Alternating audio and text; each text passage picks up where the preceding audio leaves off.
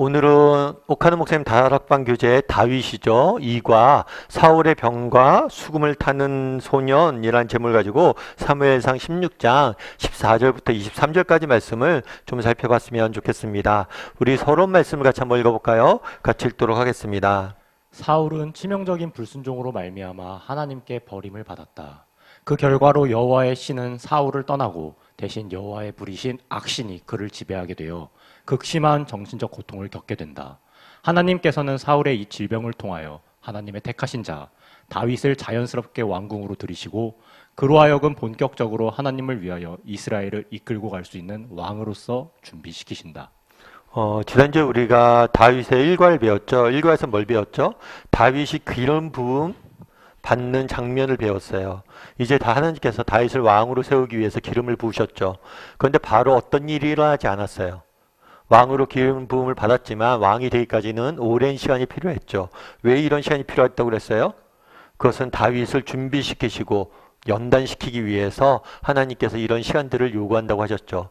그럼 오늘부터는 구체적으로 다윗을 하나님께서 어떻게 준비시켰는지 우리가 살펴보게 될 겁니다. 그래서 오늘은 특별히 사울 왕국이 이제 서서히 이제 무너져 내리기 시작을 해요. 그리고 다윗이 역사의 전면으로 이제 조금씩 등장하기 시작하는데 이 과정이 어떻게 이루어졌는지를 배우게 됩니다. 우리 먼저 1번 문제를 같이 한번 읽어볼까요? 14절에서 여호와의 신, 곧 성령께서는 왜 사울을 떠나셨는가? 14절에 보면 이렇게 되어 있죠. 여호와의 영, 여호와의 영은 성령님을 여호와의 영, 예수님의 영 이렇게 부르기도 합니다. 성령님이 사울에게서 뭘 했다고 그랬어요? 떠났다라고 되어 있어요. 그렇다면 왜 성령님께서 사울을 떠났을까요? 하나님의 신이, 하나님의 영이 왜 사울을 떠났을까요? 사무엘상 15장 26절에는 이렇게 되어 있어요. 이는 거역하는 것은 점치는 죄와 같고 완고한 것은 사신 우상에게 절하는 죄와 같음이라. 왕이 여호와의 말씀을 버렸으므로 여호와께서 왕을 버려 이렇게 되어 있어요. 하나님께서 왜 사울을 버렸을까요? 그것은 사울이 하나님을 뭐예요? 버렸기 때문이에요. 사실 하나님께서는 우리 그날의 사울이 여러 가지 잘못을 했습니다. 그런데 사울이 여러 가지 행위적인 잘못을 했는데 한두 가지 잘못으로 인해서 사울이 한두 가지 행위를 잘못했기 때문에 사울을 버린 게 아니에요. 오히려 그 마음속, 정말 그 마음의 중심, 지난주에도 배운 것처럼 하나님은 우리의 겉모습이 아니라 우리의 중심을 본다고 그랬어요. 그 마음의 중심에서 뭘 버린 거예요? 하나님을 버렸기 때문에 버린 거예요. 결국 왜 하나님의 버림을 받았냐? 그것은 먼저 뭘 한 거예요? 사울이 하나님을 버렸기 때문이에요. 이건 우리도 마찬가지죠. 그래서 C.S. 루이스 같은 경우에는 이렇게 이야기해요. 지옥의 문은 안쪽으로 담겨 있다. 지옥의 문이 있어요. 그런데 바깥에서 하나님이 잠근 게 아니에요. 안쪽에서 스스로 잠근 거예요.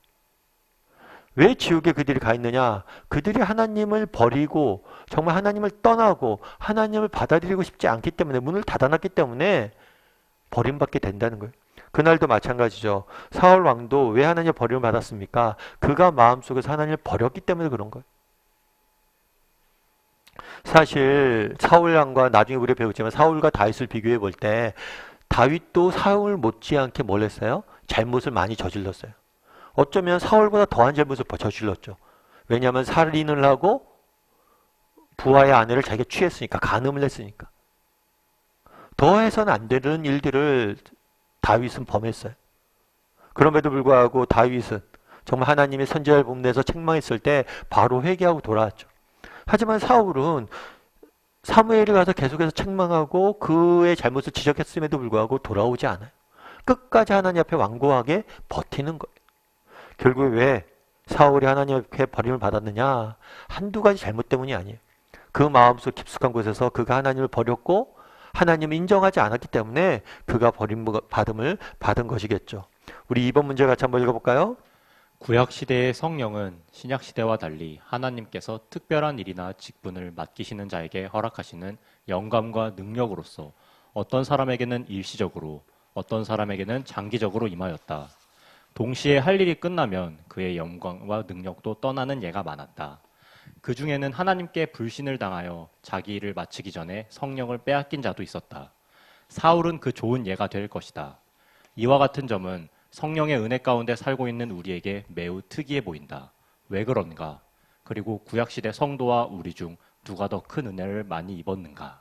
예, 요한복음 14장 16절에서 17절은 이렇게 됐어요. 내가 아버지께 구하겠으니 그가 또 다른 보혜사를 너희에게 주사 영원토록 너희와 함께 있게 하리니 그는 진리의 영이라 세상은 능히 그를 받지 못하나니 이는 그를 보지도 못하고 알지도 못함이라. 그러나 너희는 그를 아나니 그는 너희와 함께 거하시며 또 너희 속에 계셨음이라.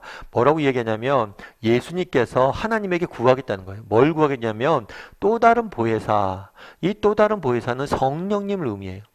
내가 성령님을 너희에게 보내달라고 구할 것이다. 예수님께서 이야기하는 거죠. 그렇다면 왜 성령님을 보혜사라고 불렀을까요? 이 보혜사라는 것은 돕느니 라는 뜻이에요. 그래서 성령님은 어떤 분이시냐? 우리를 돕는 분이세요. 우리가 힘들고 지쳤을 때 우리에게 용기를 주시고 우리 안에서 능력을 주시고 우리를 도우시는 분이 성령님이에요. 뿐만 아니라 그는 뭐라고 그래요? 성령님을 진리의 영이다 표현했어요. 왜 진리의 영이라고 표현했을까요? 진리 가운데 우리를 인도하기 때문이죠. 그래서 성령님의 도우심이 없으면 우리는 진리를 깨달을 수가 없어요. 그리고 성령님의 도우심이 없으면 우리는 진리대로 살아갈 수가 없어요. 왜냐하면 인간은 죄인이고 정말 인간은 처음부터 끝까지 속에서부터 머리끝까지 완전히 약한 존재이기 때문이에요. 그래서 하나님께서 성령님께서 우리에게 들어오셔서 우리를 뭐예요? 깨닫게 해주셔야 돼요. 나중에 배우겠지만 다윗도 마찬가지였죠. 다윗도 정말 하나님의 은혜를 받았던 사람이에요. 그런데 얼마나 많은 범죄를 저지릅니까? 그런데 이 성령님이 뭐예요? 보혜사이고 진리의 영이신데 또 뭐라고 그래요? 너희와 함께 하심이라. 우리 안에 뭐예요? 거하시는 분이 누구예요? 성령님이에요. 그래서 성령님은 우리 안에 거하시면서 우리를 돕고 우리를 진리 가운데 인도하시는 분이에요. 마태복음 28장 20절은 뭐라고 되어 있어요? 내가 너희에게 분부한 모든 것을 가르쳐 지키게 하라. 볼지어다 내가 세상 끝날까지 너희와 항상 함께 할 것이다.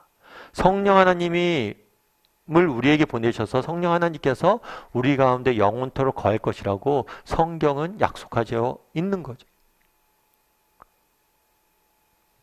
이게 얼마나 놀라운 은혜인지 알아야 될 필요가 있어요. 아까 문제에서 나왔지만 구약시대 때는 성령님이 우리 사이에 인간에게 임한 적이 있어요. 그런데 임할 때 어떻게 임했냐면 임시적으로 일시적으로 임했어요. 그래서 성령님이 임해서 뭘 한 거냐면 특정 사역이나 특정 직분을 맡아서 감당할 수 있도록 임시적으로 일시적으로 성령이 임했던 거죠. 그래서 다윗이 지은 시에 보면 주의 성령을 내게 거두지 마옵소서 이런 기도를 해요. 왜냐하면 임시적으로 일시적으로 머물러 있었기 때문인 거죠. 그런데 신약시대 때는 어떻게 되느냐? 신약시대 때는 영원히 함께 우리에게 거할 것이다 이야기를 해요. 그럼 어떻게 왜 이런 일이 가능해졌느냐? 그것은 십자가의 죽으심 때문이죠. 인간은 죄인입니다. 죄인인 인간이 마치 빛이 어둠과 함께 할 수 없는 것처럼 죄인인 인간 가운데 하나님이 거할 수가 없어요. 하나님이 우리와 함께 하기 위해서는 정말 먼저 해결해야 될 문제가 있어요. 그건 뭐냐면 죄의 문제를 먼저 해결해야 돼요. 그럼 이 죄의 문제를 어떻게 해결했습니까? 예수님께서 우리를 대신해 십자가에 죽으심으로 우리의 죄값을 다 사하심으로 우리를 의인으로 덧입혀 주신 거죠. 그렇기 때문에 우리의 죄가 십자가에서 다 사함 받았기 때문에 성령이 이제 하나님의 영이신 성령이 우리 안에 들어와서 영원히 거하게 되는 거예요. 그럼 여러분들은 어떠세요? 문제에서 구약의 사람들과 신약의 사람들 중에서 누가 더 큰 은혜를 받았다고 생각하는가? 라고 질문하고 있는데 여러분들은 누가 더 큰 은혜를 받은 것 같아요? 아니, 당연히 우리가 더 큰 은혜를 받았죠. 우리가 더 큰 은혜를 받았잖아요. 하나님께서 우리 안에 뭐예요? 영원히 거하시잖아요. 이것이 얼마나 놀라운 은혜이고 큰 축복이에요. 사실 그런데 안타깝게도 이것이 얼마나 놀라운 은혜이고 축복인지 모르는 경우들이 많죠. 사실 우리가 그렇잖아요. 자녀가 태어나면 부모가 있습니다. 자녀가 태어나면 늘 부모가 돌봄을 받죠. 어렸을 때부터. 아기 때부터 자녀의 부모의 돌봄을 받고 부모가 먹이고 키우고 다 하지요. 그러다 보니까 부모가 태어나면서부터 있으니까 뭐예요? 부모의 소중함들을 잘 못 느껴요. 부모의 고마움들을 못 느껴요. 그런데 어떻게 됩니까? 나중에 나이가 커서 부모님들이 돌아가시거나 아니면 우리가 출가를 해서 부모님을 떠나면 그때 알죠. 아, 부모님이 이렇게 귀한 존재였구나. 정말 부모님이 이렇게 정말 이렇게 우리에게 정말 이렇게 우리를 돕고 우리를 살피고 이렇게 정말 우리를 사랑했던 분이구나 깨닫게 되는 거죠. 마찬가지란 거예요. 우리는 예수님을 믿는 순간 성령님이 우리 안에 들어와 계십니다. 그래서 우리에게 늘 함께 계세요. 그래서 느끼지 못하는 거예요. 아, 이분이 이것이 얼마나 큰 축복이고 은혜인지. 근데 구약시대 때는 그러지 않았거든요. 그러니까 정말 이것들 강구하고 이것이 얼마나 큰 은혜인지 바랬던 거예요. 그래서 우리도 한번 생각해 보세요. 나는 정말 우리 안에 성령님이 계시다는 것을 정말 큰 축복이고 은혜이라고 생각하고 살아가고 있는지. 우리 3번 문제 같이 한번 읽어볼까요? 신약 시대에 사는 우리는 죄를 짓더라도 성령이 떠나시지 않는다. 그러나 우리가 죄를 지을 때 성령께서는 근심하시고 소멸되실 수 있다. 그 결과로 우리의 심령은 마치 성령이 떠나가 버리신 것과 같이 고통스럽고 심지어는 구원받지 못할 것 같은 좌절감마저 생길 수도 있다. 당신은 언제 이러한 느낌을 경험해 보았는가? 또한 이러한 경우 어떻게 해결하는가? 예. 여러분 한번 에베소서 4장 30절에 이렇게 됐죠. 하나님의 성령을 근심하게 하지 말라. 이렇게 다르게 얘기하면 하나님의 성령도 뭐예요? 근심하고 염려한다는 거예요. 그럼 왜 근심하고 염려할까요? 왜 근심하고 염려하겠어요? 부모가 왜 근심하고 염려해요? 자녀가 잘못된 길로 갈 때, 자녀가 바른 길로 가지 못할 때, 그럴 때 근심하고 염려하겠죠. 그래서 성령님을 근심하게 하지 말라는 것은 성령님의 인격성을 보여주는 거예요. 그래서 성령님은 인격이세요. 우리가 자칫하면 성령을 하나의 능력으로 생각하기 쉬운데 성령은 능력이 아니라 에너지가 아니라 인격이세요. 그래서 우리 안에 거하시면서 우리로 인해서 염려하고 근심하는 경우도 있죠. 그 다음에 데살로니가 전서 5장 13절에 이렇게 됐어요. 소멸되게 하지 마라. 이 소멸되다는 것은 불을 끄다는 거예요. 불을 끄다. 그럼 불을 끈다는 게 무슨 의미일까요? 성령이 사라진다는 걸까요? 이것은 사라짐을 의미하는 게 아니에요. 성령님이 우리 안에서 일하시잖아요. 이 일하심을 우리가 방해할 수 있다는 거예요. 예를 들어서 우리 안에서 성령님이 일하시길 원합니다. 그런데 우리가 그것들을 거부하고 그것들 떠나면 뭐예요? 성령님께서 우리 안에서 일하지 못한다는 거예요. 예를 들면 그런 거겠죠. 우리가 자녀들이 어렸을 때 약을 먹이잖아요. 근데 우리 아이들이 약 먹는 걸 되게 싫어하잖아요. 그래서 약을 먹일 때 어떻게 먹입니까? 막 그걸 약을 어렸을 때는 이걸 부셔서 이렇게 물에 타서 이렇게 마시기 좋게 해서 먹이죠. 근데 딱 약을 먹이면 아이가 뭐예요? 뭐 하는 경우가 있어요? 뱉는 경우가 있어요. 정말 약을 먹어야지 이게 낫는데 약을 먹이려고 했었는데도 계속 뱉는 경우가 있어요. 그럼 약을 먹이기 힘들잖아요. 그래서 의사 선생님이 그러죠. 뱉어도 계속해서 먹이라고. 왜냐하면 그러다 보면 조금씩 들어간다고. 마치 뱉는 행위를 할 수가 있다는 거예요. 성령님께서 우리 안에서 일하길 원하십니다. 우리를 진리 가운데 인도하시길 원하고 우리를 돕길 원해요. 그런데 우리가 뭘 할 수 있어요? 뱉어버릴 수 있어요. 성령님의 도우심. 방해할 수 있다는 거죠. 그게 이게 소멸하지 말라는 거예요. 그러면 우리가 이렇게 성령님이 근심하거나 정말 성령님이 이렇게 소멸되거나 이럴 때가 있는데 그럼 어떻게 되냐? 요한일서 1장 9절은 이렇게 됐죠. 만일 우리가 우리의 죄를 자백하면 그는 미쁘시고 의로우사 우리의 죄를 사하시며 우리를 모든 불의에서 깨끗하게 하실 것이고 우리의 죄를 자백하면 고백하면 그는 미쁘시고 그는 믿음직스럽고 신실하시고 의로우사 우리를 뭐예요? 도우실 것이다. 다르게 말하면 이렇게만 하면 돼요. 하나님 도와달라고. 도우심을 구하기만 하면 됩니다. 하나님 도와주세요 라고 구하기만 하면 되는 거예요. 그래서 우리가 정말 문제가 있고 어려움이 있다면 뭐예요? 하나님을 도와달라고 구하기만 하면 되는 거예요. 그런데 여러분들 이런 경험을 한 적 있어요? 우리 안에 성령님이 근심하거나 성령을 소멸하게 하는 그런 경험들 한 적 있어요? 우리가 가끔 그런 경우가 있잖아요. 부모와 자녀 사이에 관계가 소원해지는 경우가 있어요. 자녀가 뭔가 부모의 마음에 안 들어요. 그래서 부모가 한 소리 해요. 그럼 자녀가 뭐예요? 뾰루통하게 삐져져 있어요. 문 쾅 닫고 자기 방에 들어가요. 한 집에 거하죠. 한 집에 있어요. 하지만 부모와 자녀 사이의 관계가 냉랭해져서 딱 이렇게 마주쳐도 서로 분위기가 쏴하고 이런 경우들이 있잖아요. 성령님도 그런다는 거예요. 성령님은 우리를 떠나지 않아서 우리 안에 거하세요. 그런데 우리의 성령님과 우리의 관계가 이렇게 냉랭해질 수가 있다는 거예요. 그래서 성령님과 부딪히기만 해도 뭐예요? 조금 마음이 힘들어지고 우리도 그럴 수가 있다는 거예요. 여러분도 한번 그런 경험을 했는지 한번 돌아보세요. 예를 들면 그런 것도 있을 수 있겠죠. 예를 들어서 예배에 빠집니다. 예배에 빠지면 어때요? 마음이 무겁죠. 뭔가 편하지가 않아요. 이런 것들도 경험이 될 수가 있고. 그래서 여러분들이 정말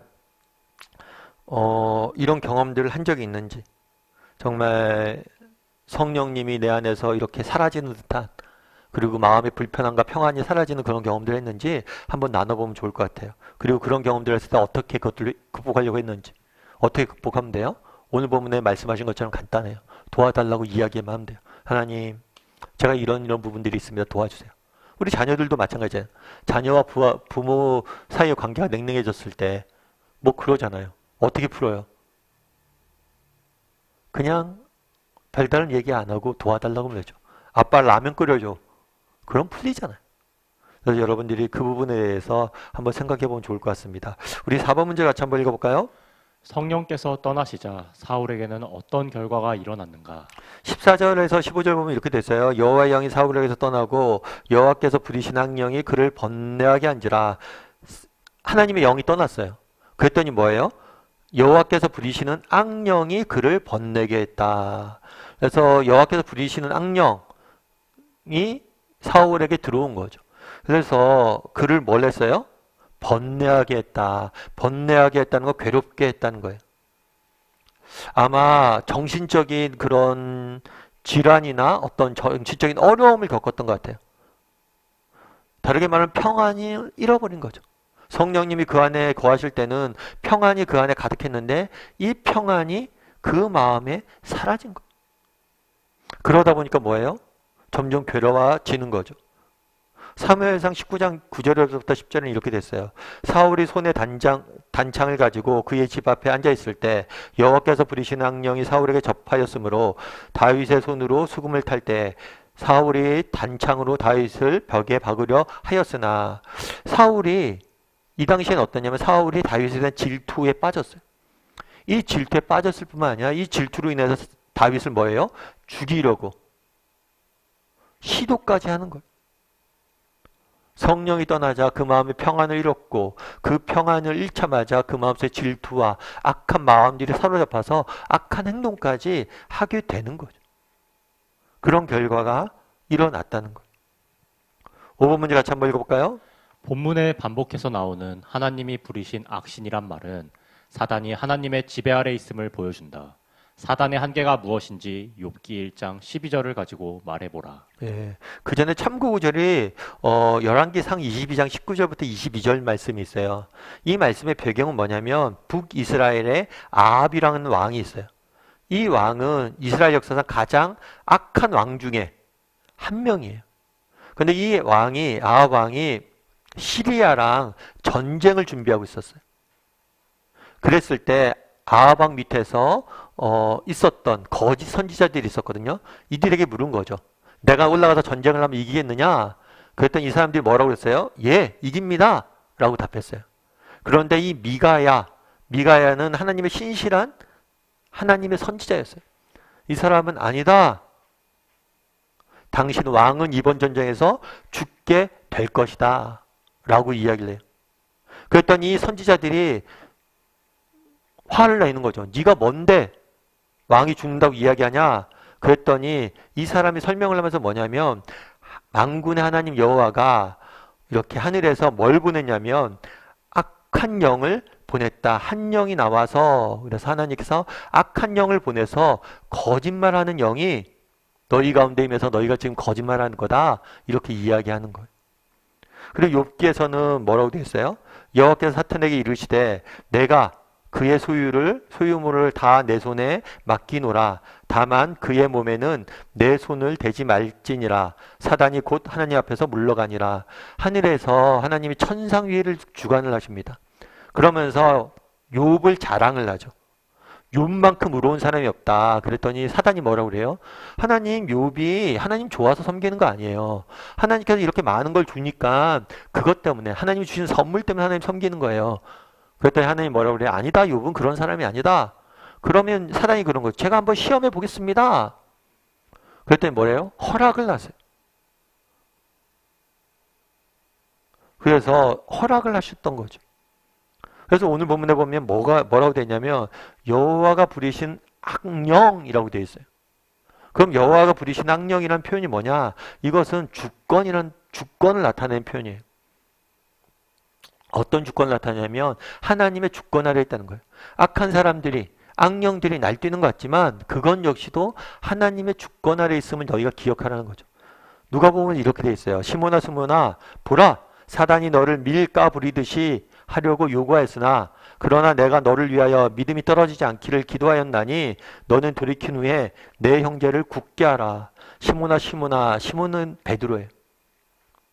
베드로야 용기를 가지란 거예요. 어떤 용기를 가져요? 사단이 너를 밀가 부리듯이 할 거다. 사단이 너를 유혹하고 너를 넘어뜨릴 것이다. 하지만 염려하지 마라. 내가 너를 위해서 기도할 것이고 네가 승리할 것이다. 그래서 결국에 그날에 여호와가 부리신 악령, 이 부리신다 라는 표현을 쓴 이유가 있어요. 그 이유는 뭐예요? 그 이유는 하나님의 주권을 보여주는 거예요. 세상에 악한 영들이 있습니다. 세상에 악한 영들이 정말 우리를 유혹하고 우리를 넘어뜨리려고 할 때도 있고 세상에 악한 사람들이 기독교인들 핍박을 하고 이 세상이 악한 이 세상이 우리를 뭐예요? 기독교인들을 모멸하고 기독교인들을 없애려고 할 수 있어요. 밀가 부리듯이 하려고 할 때가 있어요. 하지만 염려하지 말라는 거예요. 이 모든 것의 주권이 누구에게 있다는 거예요? 하나님에게 있다는 거예요.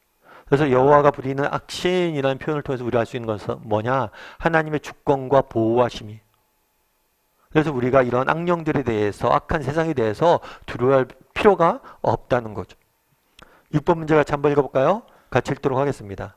신하들은 사울의 병을 고치기 위해 어떤 건의를 했는가? 15절부터 16절까지는 이렇게 되어 있죠. 사울의 신하들이 그에게 이르되 보소서 하나님께서 부리시는 악령이 왕을 번뇌하게 하온즉 원하건대 우리 주께서는 당신 앞에서 모시는 신하들에게 명령하여 수금을 잘 타는 사람을 구하게 하소서. 하나님께서 부리신 악령이 왕에게 이를 때 그가 손으로 타면 왕이 나으리라 라고 되어 있어요. 뭐냐면 수금을 타는 사람을 구하소서. 좀 다르게 얘기하면 음악 치료를 권한 것 같아요. 이 음악에는 힘이 있습니다.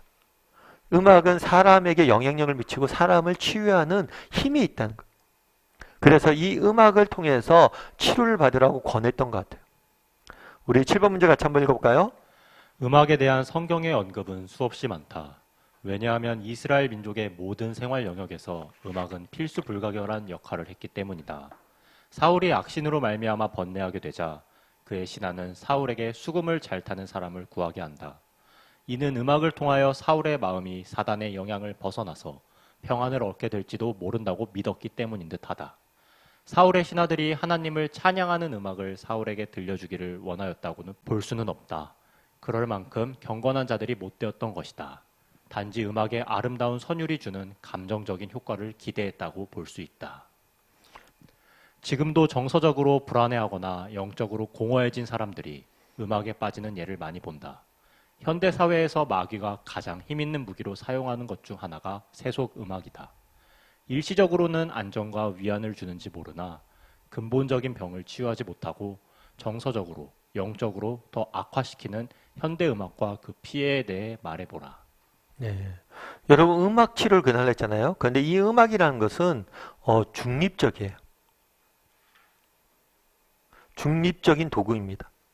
그러니까 예를 들어서 음악이 우리를 마음에 평안을 주고 우리 안에 뭘 줄 수도 있어요. 우리를 치유하는 효과를 줄 수도 있어요.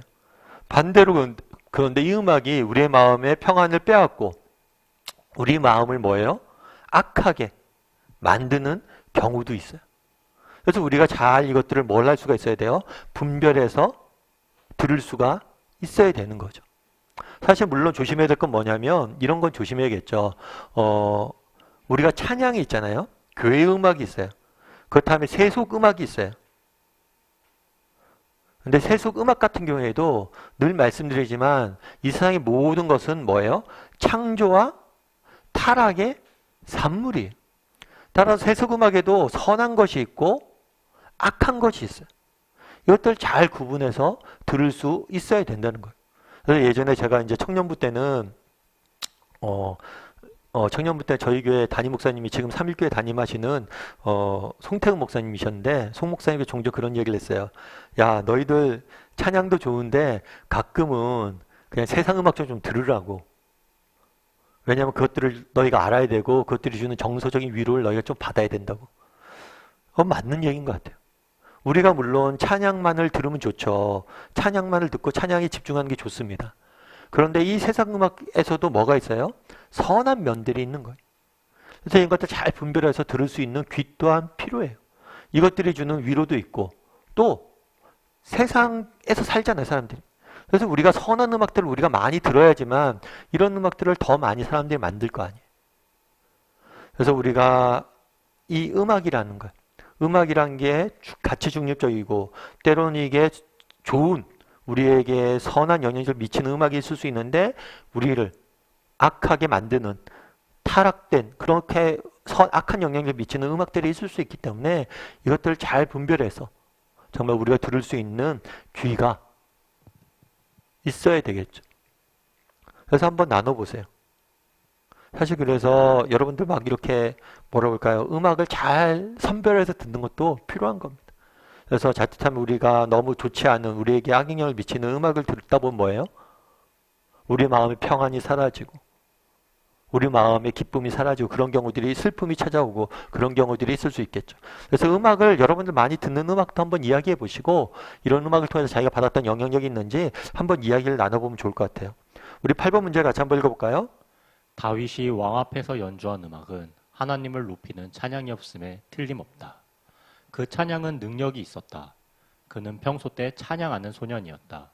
그래서 그의 찬양은 마귀의 권세를 꺾는 힘을 가지고 있었다. 찬양을 들은 사울에게 무슨 일이 일어났는가?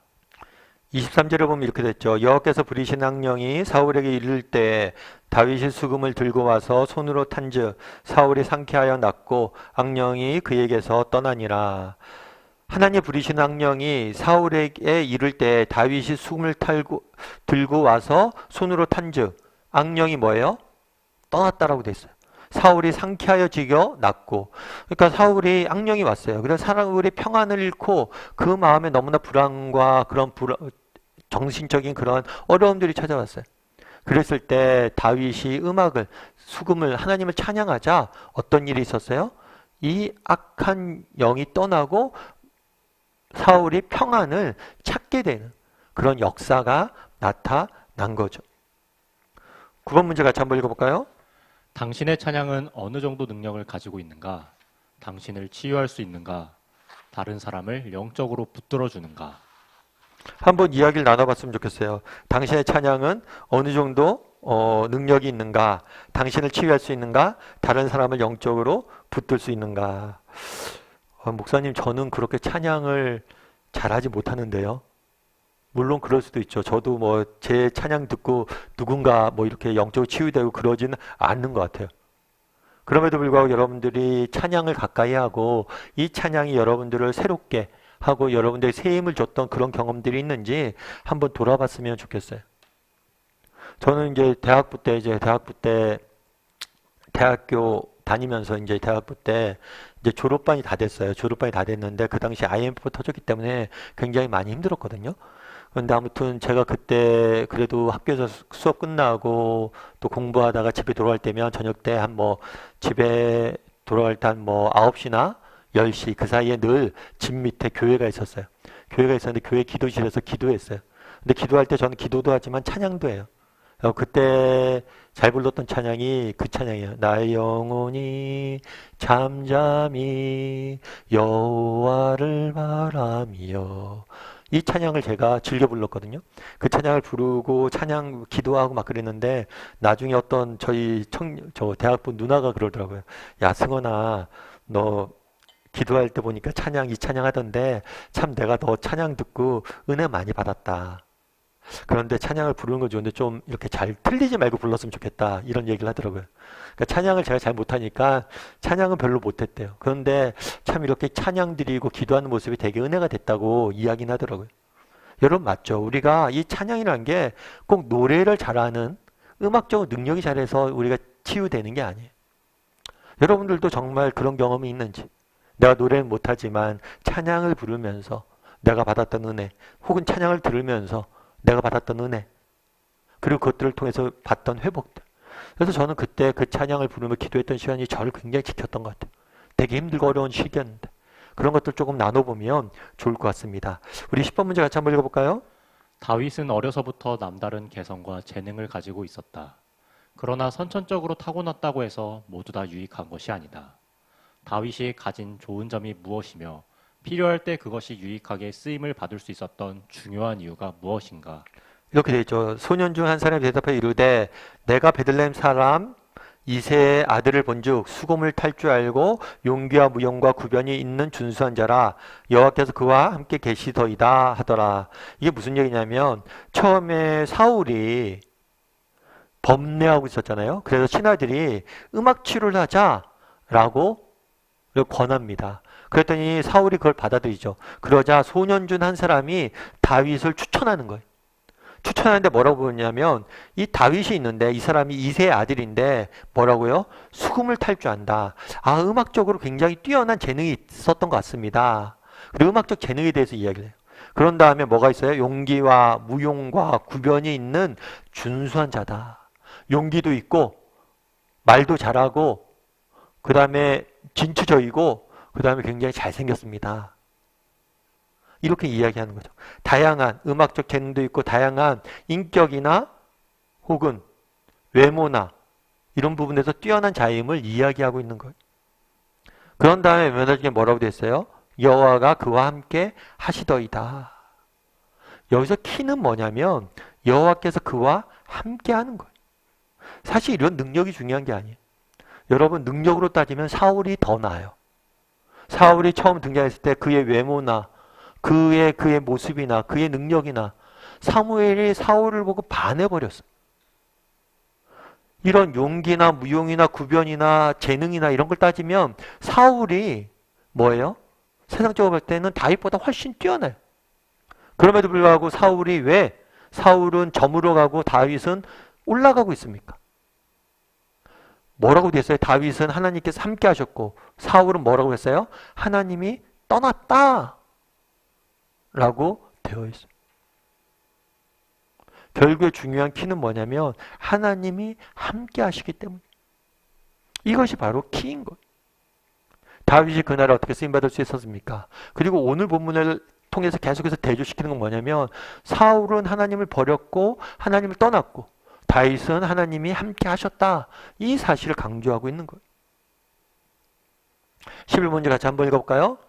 당신이 가진 남다른 인격적 특성이나 재능이 무엇이며 그것이 하나님의 은혜로 어떻게 쓰임 받고 있는지 말하라. 예, 그날에 다윗은 음악적 재능이 있었잖아요. 이것들을 하나님께서 쓰셨잖아요.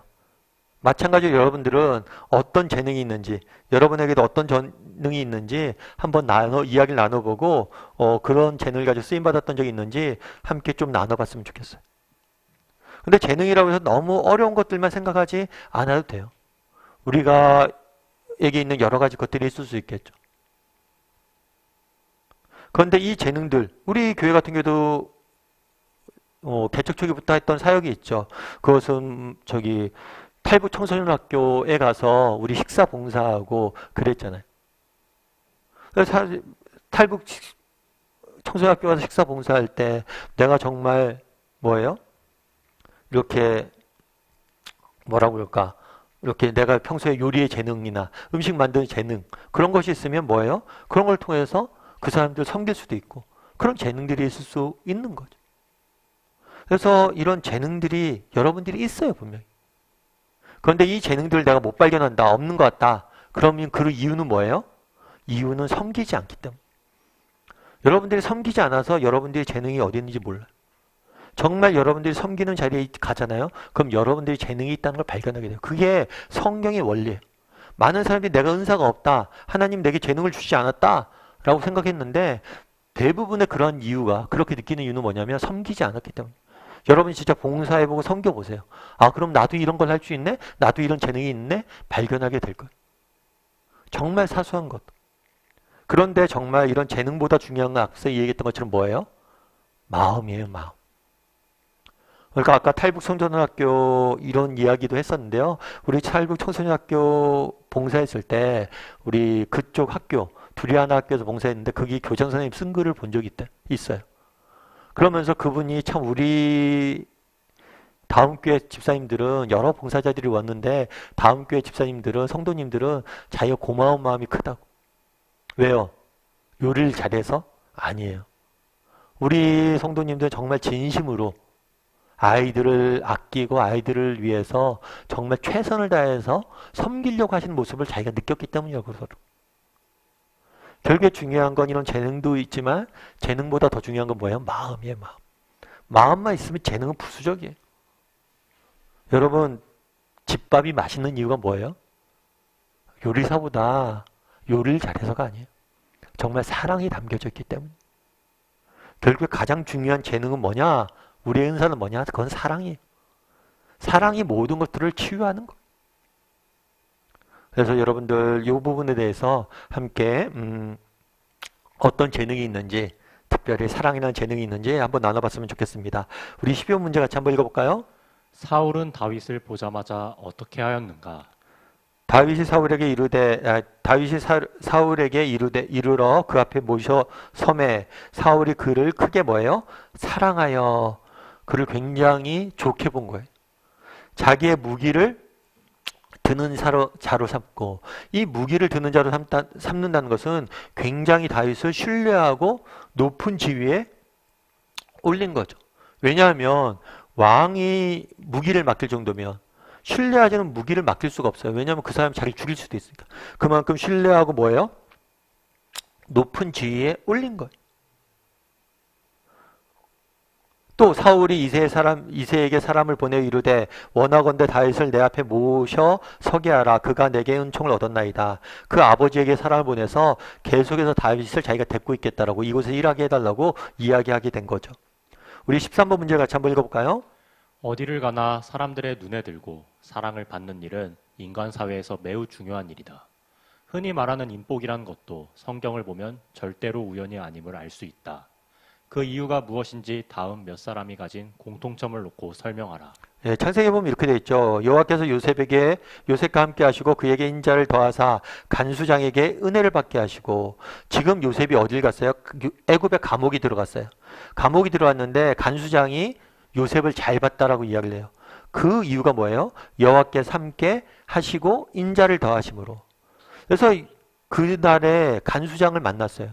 그런데 이 간수장이 요셉을 잘 봐서 요셉에게 많은 편의를 봐줍니다. 그 원인이 뭐예요? 하나님의 도우심이 있었다는 거죠. 사무엘상에서도 똑같죠. 앞서 얘기했던 것처럼 다윗이 지금 사울에게 잘 보이는데 그 이유도 뭐예요? 하나님이 은혜로 됐다는 거예요. 여호와께서 그와 함께 하심으로 이루어졌다는 거죠. 다니엘에서 뭐라고 되어 있었어요? 다니엘은 뜻을 정하여 왕의 음식과 그가 마시는 포도주로 자기를 더럽히지 아니하리라 하고 자기를 더럽히지 아니하도록 환관장을 구하니 하나님이 다니엘로 하여금 환관장에게 은혜와 긍휼을 얻게 하신다. 하나님 뭐랬어요? 환관장에게 은혜와 긍휼을 얻게 하셨다라고 되어 있어요. 다니엘이 포로로 잡혀갔죠. 포로로 잡혀가서도 이스라엘 민족의 정체성을 지키기 위해서 결단을 합니다. 그러자 하나님께서 뭘 하신 거예요? 환관장에게 정말 은혜를 받게 해서 그를 돕게 만든 거죠. 그래서 이런 성경의 내용들 쭉 보면 정말 하나님의 사람들이, 다윗도 마찬가지로 하나님의 사람들이 만남의 축복을 얻게 되는데, 그 만남의 축복을 얻게 된 동기가 뭐예요? 배경이 뭐예요? 그것은 하나님의 은혜라는 거예요. 하나님의 만남의 축복을 허락하신 거죠. 그렇기 때문에 우리도 뭘 해야 되는 거예요? 기도해야 되는 거예요. 뭘 기도해야 돼요? 우리에게 하나님께서 만나게 축복을 달라고. 여러분들은 어떠세요? 그러면 이렇게 하나님 앞에서 만남의 축복을 위해서 기도하는 사람이세요? 그리고 또 하나님이 주시는 그런 만남의 축복을 맛본 사람이세요? 이 부분에 대해서 한번 여러분 나눠봤으면 좋겠어요. 정말 우리는 이러한 만남의 축복을 맛보았는지, 정말 이러한 만남의 축복을 위해서 기도하는 사람인지, 정말 이것들을 뭐예요? 기도해야 돼요. 이것들을 위해서, 정말 만남의 축복을 위해서 기도해야 돼요. 저도 그랬던 것 같아요. 예전에 한번 말씀드렸던 것 같은데, 저도 하나님께서 참 만남의 축복을 많이 주셨던 것 같아요. 저는 어렸을 때 아버님이 일찍 돌아가셨어요. 그래서 참 어렸을 때는 그 부분에 대해서 많이 아픔이 있었죠. 그런데 하나님께서 돌이켜 생각해 보면 그런 어려움들이 아픔에 어렸을 때 있었지만 이후에 제가 자라면서 그 어렸을 때 그런 아픔들을 다 치유해 주셨던 것 같아요. 그 치유의 여러 가지 방법 중에 한 가지는 뭐였냐면 만남이었던 것 같아요. 저는 좋은 목사님들 굉장히 많이 만났거든요. 옥하는 목사님도 그렇고 송태근 목사님도 그렇고 김명 목사님도 그렇고 지금도 이찬수 목사님과 개인적으로 만나서 교제 나누고 그러거든요. 그런 만남들을 하나님께서 정말 주셨어요. 제게 정말 과분할 정도로 만남의 축복들을 주셨어요. 뿐만 아니라 이 만남의 축복들이 제 인생을 바꿨던 것 같아요. 제가 정말 청년 때 송태훈 목사님을 만나지 않았다면, 그리고 사역을 처음 시작했을 때 옥하는 목사님 밑에 사역했거든요. 옥하는 목사님 만나지 않았다면, 그리고 또 지금도 이찬수 목사님이나 김명 목사님 만나서 교제 나누고 있지 않는다면 제 인생은 정말 어떻게 달라졌을지 모르겠어요. 근데 그분들을 만나고 교제 나누고 그분들을 통해서 선한 영향을 받잖아요. 그래서 여러분들 이 만남이 굉장히 우리 인생에 중요합니다. 그런데 이 만남의 주권이 누구에게 있어요? 하나님에게 있어요. 그래서 정말 이 하나님의 주권을 인정하고 하나님 앞에 기도할 필요가 있는 거죠. 여러분 우리 다락방 모이잖아요. 이 다락방의 모임도 뭐예요? 정말 하나님이 주시는 만남의 축복이라고 저는 믿습니다. 여러분들 지금은 다락방 식구들, 옆에 있는 식구들의 소중함을 못 느끼죠. 아까 얘기했죠. 제가 우리가 부모님이 함께 있기 때문에 태어나면서부터 부모님과 늘 함께 있기 때문에 부모님이 함께 하시는 축복을 그 축복인지 몰라요. 그런데 정말 떠나보면 알잖아요. 그래서 정말 다락방도 우리가 만남의 축복이에요. 그리고 이것들을 위해서 기도해야 돼요. 우리 다락방 만남을 통해서 정말 하나님 은혜를 달라고. 여러분 기도해 보세요. 그럼 정말 그게 축복이 된다니까요. 근데 문제는 뭐냐면 만남을 위해서 기도하지 않고 이 모임을 위해서 기도하지 않는 거예요. 그래서 만남을 위해서 기도하고 그 만남을 위해서 기도했을 때 주시는 하나님의 축복을 맛볼 줄 아는 저와 여러분이 되기를 주님의 이름으로 소원합니다. 14번 문제 제가 한번 읽어볼까요? 우리도 다윗처럼 우리의 목장에서 수금을 들고 즐거우나 슬프나 항상 하나님을 찬양하며 사는 연습을 하자. 마귀를 쫓아내는 능력을 가진 찬양하는 사람이 되자. 일주일간 각각 실천할 찬양 스케줄을 만들어보라. 한번 각자 이야기를 해봤으면 좋겠어요. 오늘 본문을 정리하면 사울과 다윗이 대조됩니다.